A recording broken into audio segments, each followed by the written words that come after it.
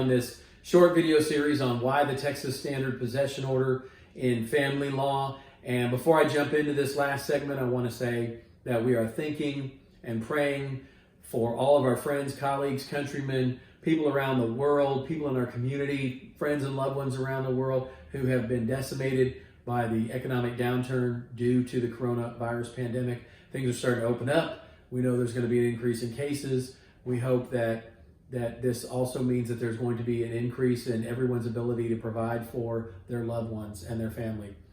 That being said, this last segment is on the Texas Standard Possession Order, the 135, and why we do it and why it is designed by our legislature to provide stability for our children, for the children of parents who no longer live together or get divorced or what have you.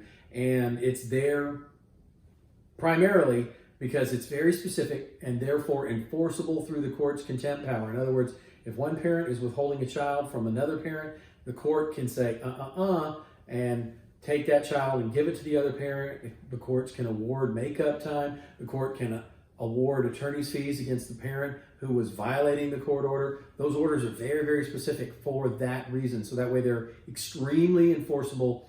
The court can even put you in jail for violating the standard possession order.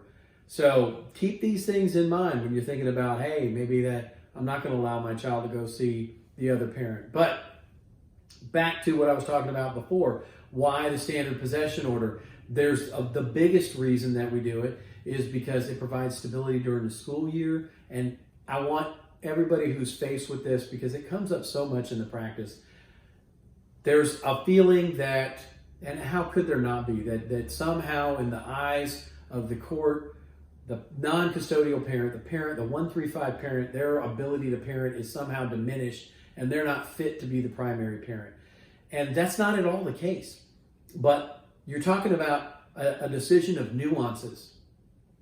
The difference between a good parent who's awarded the right to designate the primary residence and the non-custodial parent, the 135 parent, is so razor thin.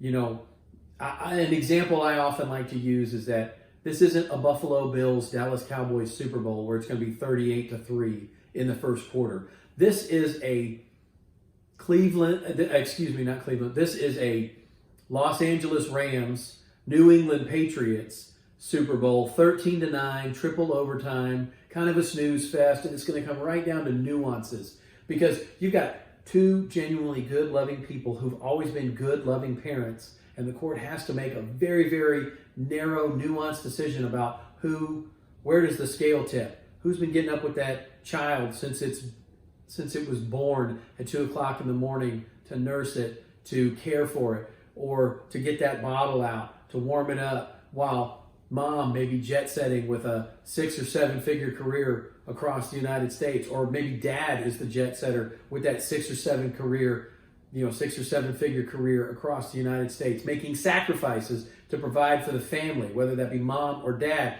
and then the parent who's been the primary one sacrificing to take care of the children. And then where do you balance all that out? We're talking about nuances. And